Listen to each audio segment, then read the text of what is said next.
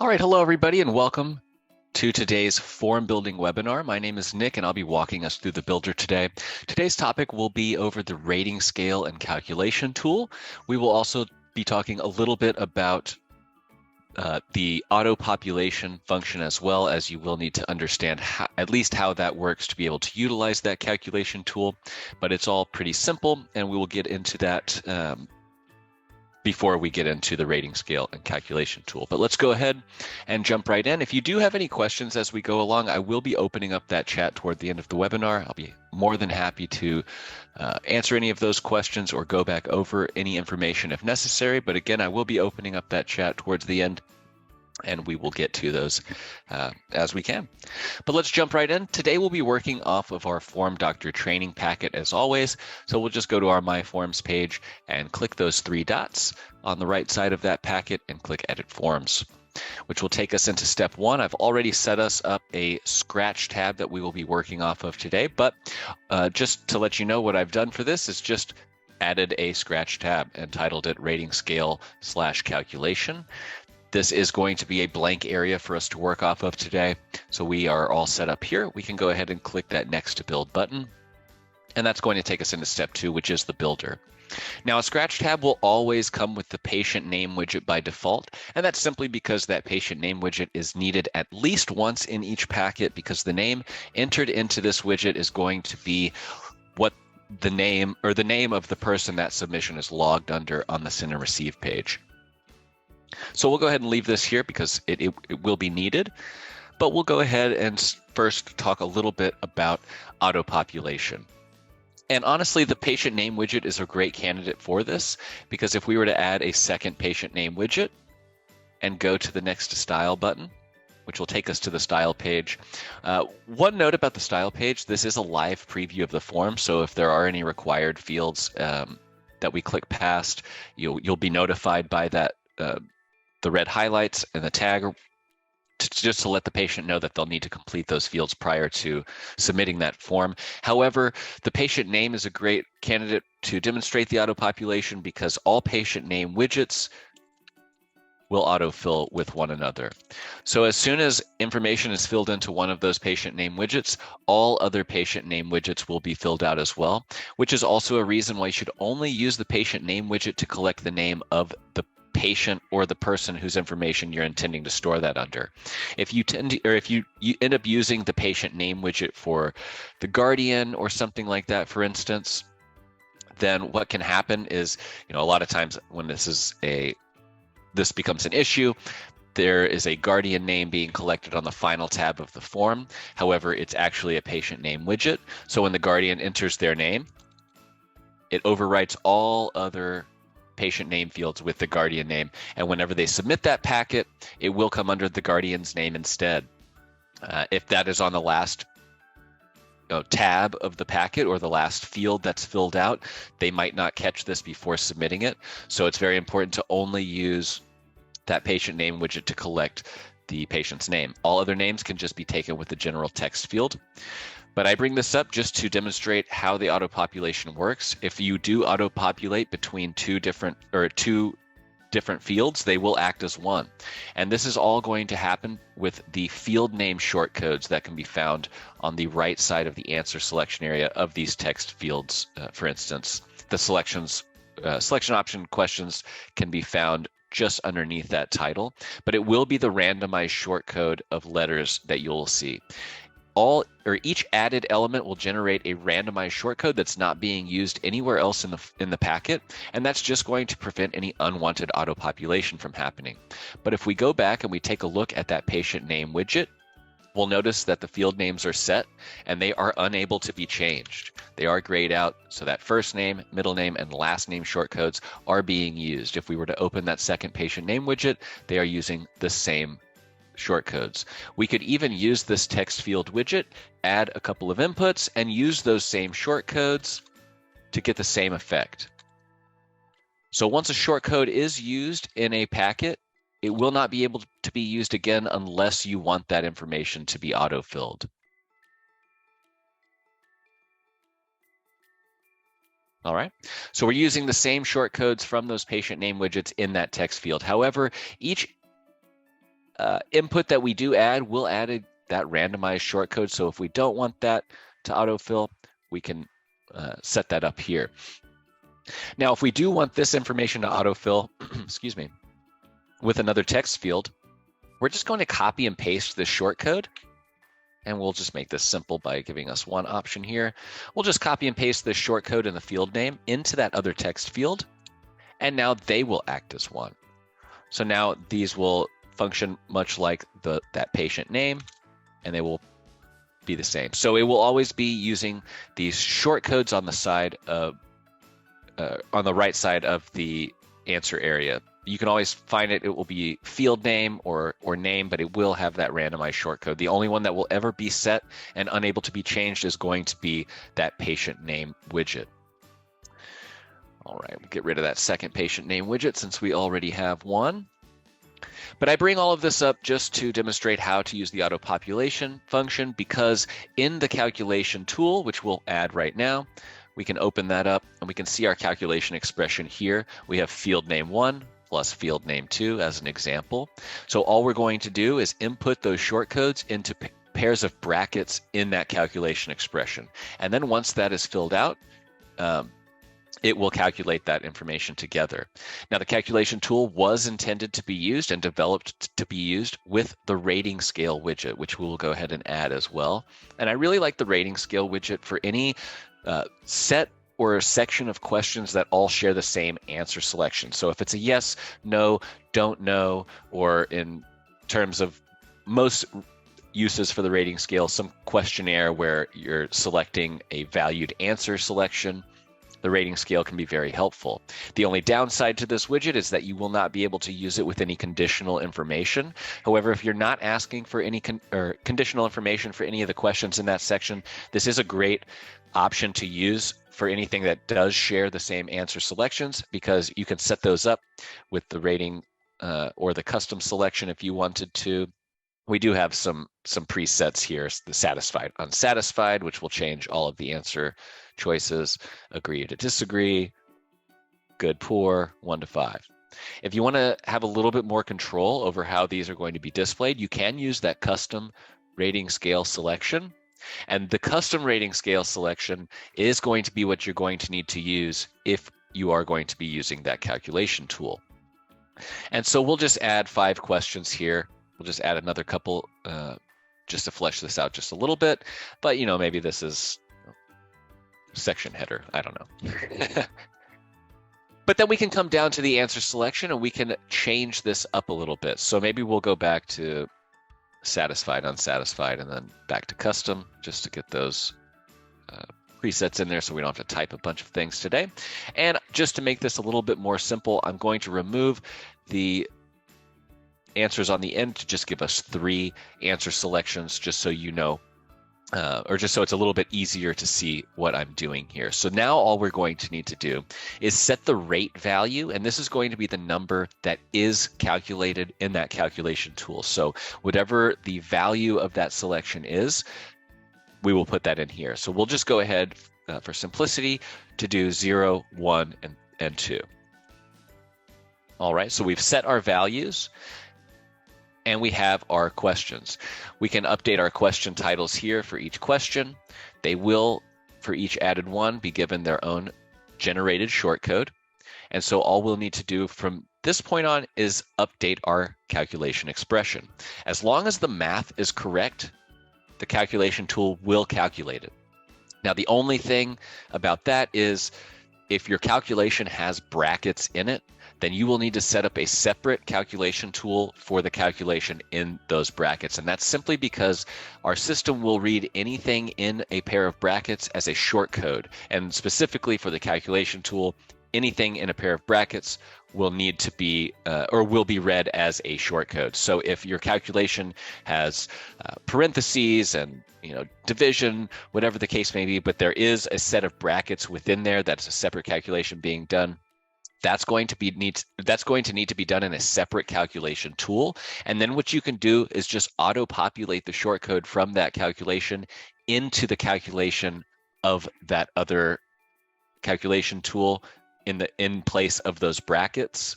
for that calculation. I know this is very confusing, I'm sorry, but it will auto-populate the output of that first calculation into the next expression. So you may have to do one more step if you do have an intense calculation with brackets in it, but just know that you can always make a second calculation and then just auto-populate that output into that calculation tool. And I'll kind of demonstrate that as well towards the end of this webinar. But just to keep it simple right now, we'll just do addition. So we'll just go ahead and set down our brackets and our plus signs in between.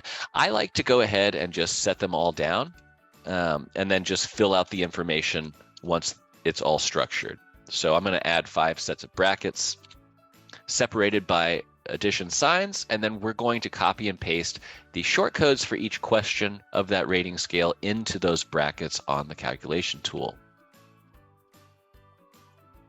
Now, I'm going to add the first 3 shortcodes as they are, but as you can see, as we start to get out into 3, 4, 5 questions, this is going to get a little cluttered. And if you have a section here, a rating scale with 20, 30, 40 questions in it, then it can be kind of hard to come back and find what you're looking for unless you do like a control or command find to find that specific shortcode. So another thing that you can do is change these shortcodes. They don't have to be these randomized letters. They're only randomized this way to ensure that they're not being used elsewhere. So if you do change them, just be sure not to use those shortcodes elsewhere as well, especially with the rating scale. But let's just say instead of the shortcodes, we would do Q1 through 5. So we use the first 3 shortcodes. I'll go ahead and leave those just to demonstrate that those will work. But we'll change these last 2 to Q4 and Q5 for questions 4 and 5. And it can be something as simple as 2 letters, 1 letter, whatever the case may be. But again, any shortcode that has been used won't be able to be used again unless you are intending for that to auto-populate. So for our last 2 brackets, we'll go ahead and add in Q4 and Q5. And let's go ahead and go on over to our style page for that live preview. So now whenever we start to select, it should display, but it's not displaying. That's because the calculation tool is the only widget that will need to be tested on a live version of the form. So we can go save our progress. We'll go back to my forums and we'll open up that FormDr training packet as the live link. And now once we start to select, it will add the sum of all of those questions together based on the selections that we've made. All right. And again, that's just going to be done by copying and pasting those shortcodes into the calculation expression. All right. And just to show you that the calculation tool can, be used with another calculation tool, what we'll do here, we'll go ahead and change this shortcode for the calculation tool just so we know to Calc 1. And that way we can just remember. We won't have to go and copy and paste everything over each time. But in this calculation tool, we'll go ahead and put that Calc 1. My goodness, if I can type it correctly. And then we can do, times 5. Or something like that. And just another note, if you are going to be multiplying or dividing, you will want to use the symbols located on your number pad if you are on a PC, or if you're on a Mac or a laptop or something like that, you'll just want to make sure to use the asterisk for any multiplication and a / for any division. All right, but we can go ahead and do Calc 1 times 5 here. And then now once we have calculated that final product for our rating scale, it will multiply that by 5 with that second calculation tool. So you can calculate a calculation tool, just know that. And again, if you do have some crazy mathematical expression, again, as long as it is correct, it will calculate it. But if there are brackets involved in that calculation, what I would recommend doing is putting that bracketed calculation. Usually it will be something, let's go back into the builder. it will be something like that I've seen anyway. Something like this, and this would all be in parentheses, but then maybe there's, a bracketed, other calculation that might be in here. Whatever that may be needs to be calculated separately. And then you can just take that short code from that second calculation and place it in here. You can then even hide it from print and user if you want, so the patient won't be able to see that extra calculation, but you can then have your final calculated score be visible to the patient if they need to see it. If not, you can always just hide that from them as well, if that's only going to be for your information. All right. I'm going to go ahead and open up the chat a little early today. I know this one is confusing, so I always do like to give a little bit of extra time for any questions that might come through. So the chat is open. If you do have any questions, please feel free to get those in. But I'll also show what you can calculate with that calculation tool as well.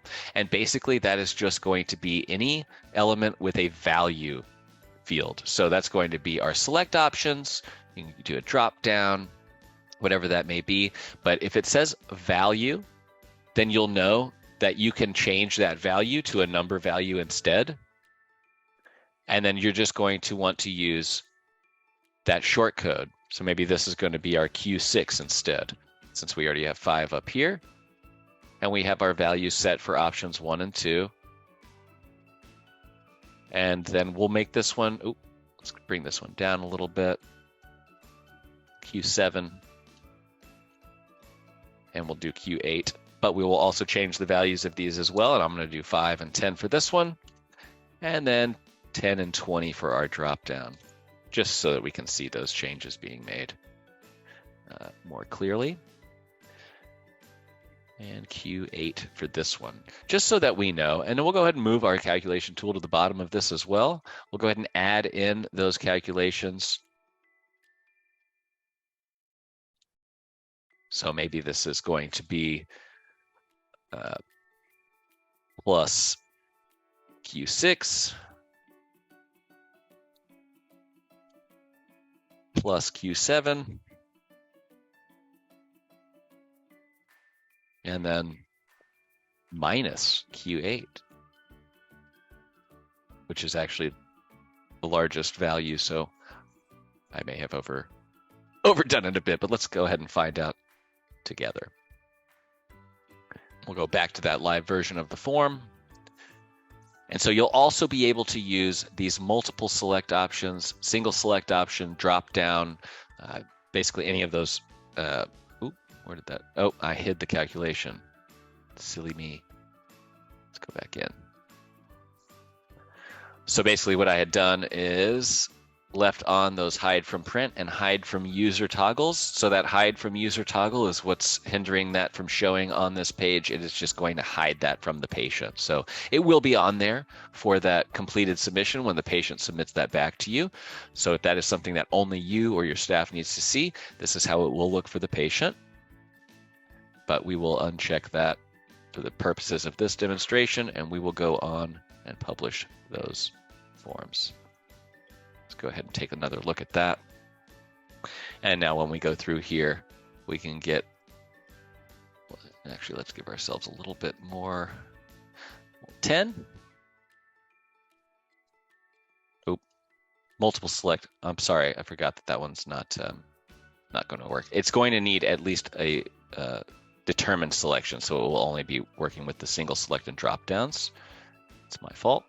But we can see that it is adding that single select option value and then subtracting the value from our drop down, which we have set to 10 and 20. So you will be able to get a little creative with those scores and with that calculation tool.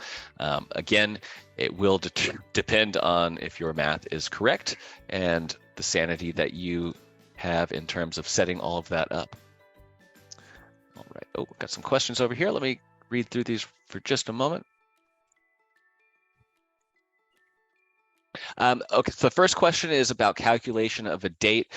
Typically, questions that we get involving this is if determining if a patient is a minor or not based on their their selection from that date widget. Unfortunately, there's not a way to calculate off of that date widget, but that is something that we can add to our features request list for our team to look into for sure. And then second question about, if I can click the right area, calculating a BMI or body mass index. Several calculations may be needed for this. It will depend on how you're collecting that information from the patient, and then also how that calculation looks in terms of setting that up. But if you do struggle with this, I would definitely recommend reaching out to our support staff. Our team is very well versed in making all sorts of weird calculations, so they would our build team might be able to help you out with that in that regard as well. So I definitely would reach out to our staff if you're able to provide them with the calculation that you're needing done. They'll be able to tell you either how to do that or be able to take care of that for you as well. But typically in situations like that, it would probably be a series of text fields that you're collecting information from, certain weights or percentages, whatever the case may be. And then, yes, you would probably need to use multiple calculation tools to get something like that done, just depending on the intensity of that calculation. Square function, divide weight by height, squared multiply by 703. I would probably reach out to our support staff for that one. They can probably work that out. It may take a couple of calculations, but typically, we've been able to accomplish all the ones that we've seen so far.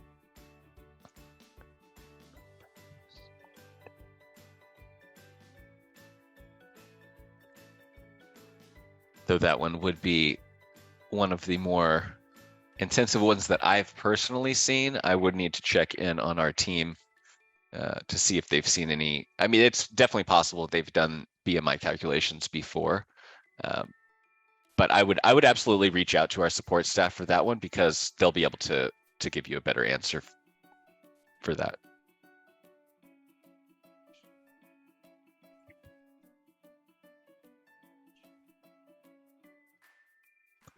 All right. Were there any other questions currently? And I know I just mentioned reaching out to support. If there are any questions that you have regarding this or anything else, I would also recommend checking out our product guide. You can get there by going to My Account, Support, and then Search Guide. Right here will be your first option. The guide can answer many questions in terms of just using the account, sending forms, or building forms, setting up integrations. This will also have all of our updates for our webinar schedules. We do have the FormDr update section. It will be at the bottom right when you get to that home screen. But we do have our February schedule. Most of those are posted. Our March schedule as well. The onboarding schedules won't change too much. Those onboarding webinars will be held every Monday, Wednesday, and Friday at 10:30 a.m. Pacific. But those will be over general use of the account. They may change a little bit here and there with additions or something like that, but generally it's going to be the same information in terms of how to use and get familiar with your account and interacting with your patients. But our form building schedule will be changing each day, and we host the form building webinars on Tuesdays and Thursdays at 11:30 a.m. But you can keep up with that schedule here. We will be posting the previous videos as well, so if there's something that you missed that you're interested in, don't worry, we will be posting that video. Or if there's something that you would like to be in attendance for or are interested in, but for some reason won't be able to be there, that's totally fine. Just come back and check on this page periodically, because we will be adding those videos, and clicking that posted click here link will just take you right to our YouTube page, and we'll have some timestamps on the bottom of the video as well to talk about what we are going over during that time. All right. Ooh, another question. I'll apologize one moment.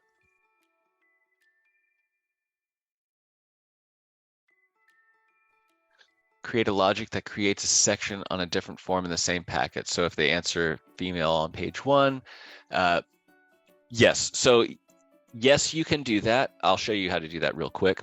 And we have several patients, or excuse me, clients that have set forms up this way. Ooh, let's go ahead and add a second tab here. Add another scratch tab. Conditional. And so you'll want to use the conditional formatting for this right here. We'll go ahead and just go ahead and get rid of all of this.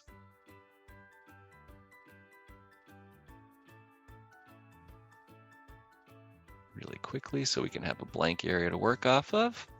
And we'll go ahead and put down a single select option. And just to go in to your example, it does not have to be on the same section.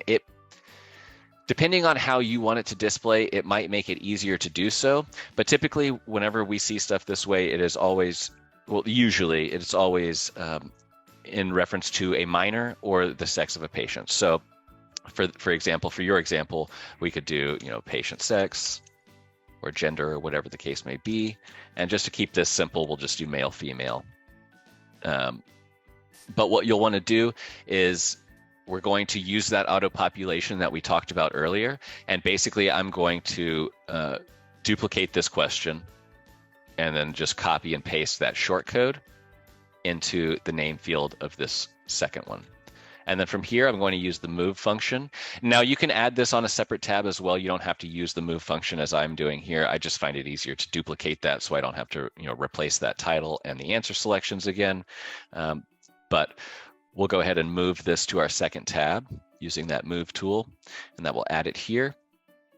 And now what we can do is we can have an extra set of questions that if the patient is female, they'll have to answer just to simulate a new section. And if the patient is male, they will not have to answer. We can also have the same group of information. So maybe it's going to be, and I'm just going to use some select options here so we can see a difference. We could make this look a little bit prettier. The same group of information. So maybe you need the same type of information from both patients regardless of that answer. You could have your general patient information set up here and then here as well. Neither one will be shown unless the patient selects that answer selection. But if the female might need that extra section with those questions, if you want those grouped together, you can always add those in.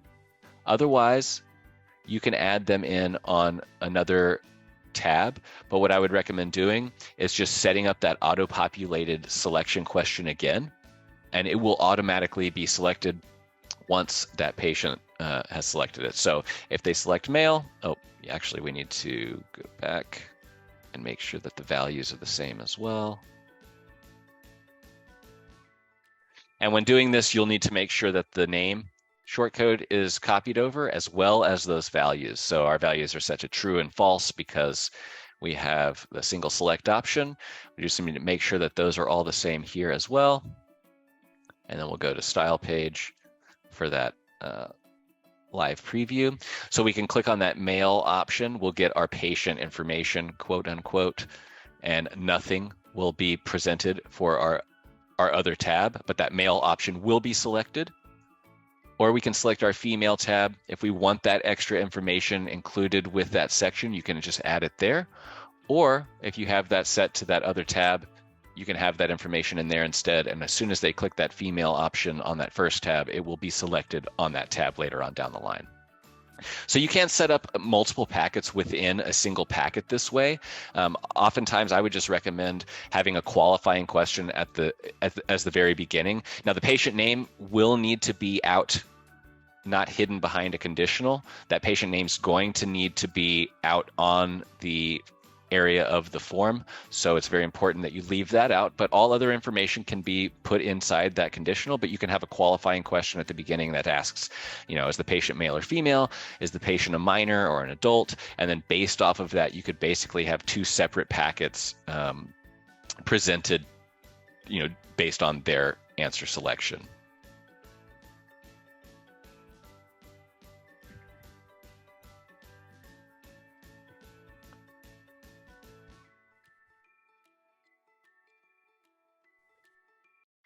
Yes. So Well, the patient name is just going to be determining who that submission is logged under, which is why it's necessary on every tab, or not on every tab, excuse me, at least once in each packet. So you won't necessarily have to have this patient name widget on this second tab as long as it's on the first. But as long as it is within a single packet, we could have up to 40 tabs in this packet, and if we were to use that same shortcode on tab 1 and tab 40, then they're going to act the same. Each packet is going to be separate from one another, so you can use the same shortcodes in different packets and not really worry about it. But if you're using those same shortcodes within the same packet, then yes, they will be connected. They will act as one single.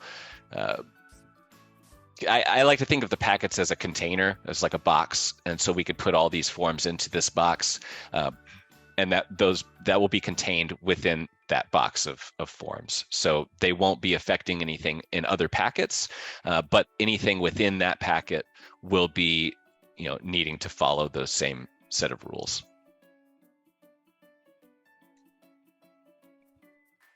Of course. And I know we are running a little bit short on time here. Was there any other questions I could get to in the meantime? Be happy to do so. And I know I had mentioned reaching out to support for any questions. I did talk about the guide, which we obviously highly encourage because it will answer many questions. And we have articles on every widget, how to do auto population. If we were to go back here, for instance, we do have an article right up here on the building forms. If we scroll down a bit, autocomplete fields and autocomplete in a paragraph. So that'll be a little bit more information on what we were talking about today. And then if you do need to reach out to support, the section below, drop down for a reason why you're reaching out. If you have any documentation, very helpful for our team. And then of course the details, this will be the message they receive in support. Once you click that contact support button, you'll receive a ticket number. Our team will reach back out to you shortly after that to help get that issue resolved. And if they do need to log into your account for any reason, they'll ask you for your support code, which can be found at the bottom of this page. Each account is going to get its own unique support code, and our support team will need that to get into your account. It's rare that they might ask for this, but there are situations where it might be worthwhile to look at something from within the account or test something from within the account, and in those situations they will reach out to you asking for this, but that can be found here as well. Currently, no, there's not an age calculation feature. It is something that we've talked about in the past, and I know that it's something that we've looked into adding as a feature request, but currently there is not a way to calculate an age based off of the selection on the date widget. You can use a text box to collect that information instead and then kind of do things that way, but that would require you to set that up kind of manually.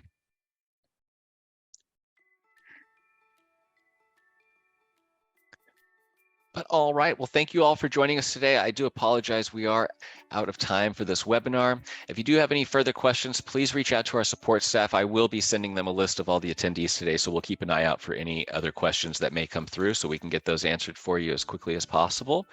But thank you again for joining us. And if you do have any staff or coworkers that you would like to learn this information, we do encourage you to send them our way. And we also encourage you to join us as often as you like, because these are all free, and we are going to be doing different series over the next few months in terms of the form building webinars. Again, those onboarding webinars won't be changing too much, but you will be able to keep up with those form building series with those webinar schedules. And if you would like to go back to our February one, we did a kind of a building out of a packet series.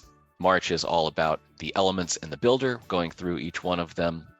And then please keep an eye out for our April schedule, which we will be releasing very soon. So thank you again for joining us today, and I hope you all have a great afternoon. Hope to see you all again very soon.